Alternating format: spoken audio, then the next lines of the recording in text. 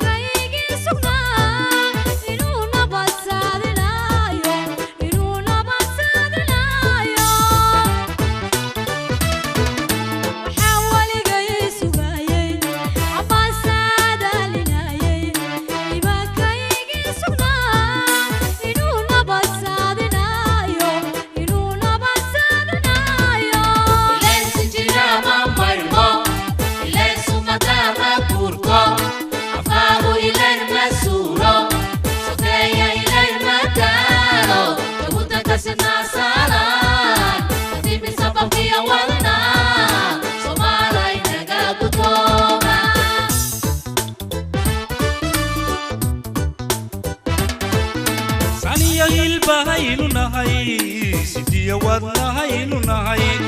dhigeena markii la saray dhakhtarku kala saari waayay saniyo hilbahaynu nahay sidiya wadnahaynu nahay dhigeena markii la saray dhakhtarku kala